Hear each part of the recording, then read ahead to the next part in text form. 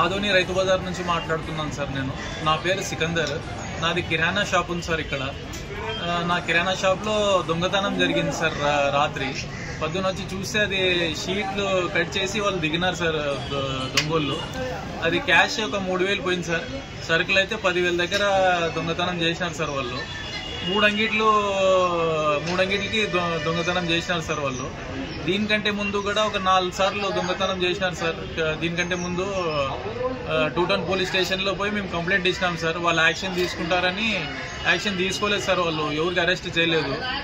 ఈ security gourd కూడా ఉంటారు సార్ ఇక్కడ రైతు బజార్లో. కానీ వాళ్ళ హయాంలోనే జరుగుతుంది సార్. ఈ సెక్యూరిటీ గార్డ్ ఉండి కూడా వేస్ట్ సార్. వాళ్ళపైనే మాకు డౌట్ సార్. ఈ సెక్యూరిటీ గార్డ్ పేరు వచ్చి సలీం ఒక వ్యక్తి పేరు, ఇంకో సెక్యూరిటీ గార్డ్ పేరు వచ్చి హరి సార్. వీళ్ళ పీరియడ్లోనే జరుగుతుంది సార్ ఇది. వీళ్ళపైన యాక్షన్ తీసుకోండి సార్ మీరు. నా పేరు సికందర్ సార్, రైతు బజార్ నుంచి. మీకు ఎంత పోయిందండి? ఏం సార్, ఎంత నష్టం వచ్చింది మీకు? 3000 క్యాష్ పోయింది సార్. ఒక సరుకు వచ్చి ఒక 10,000 దగ్గర సరుకులు తీసుకొని పోయినారు సార్ దొంగలు.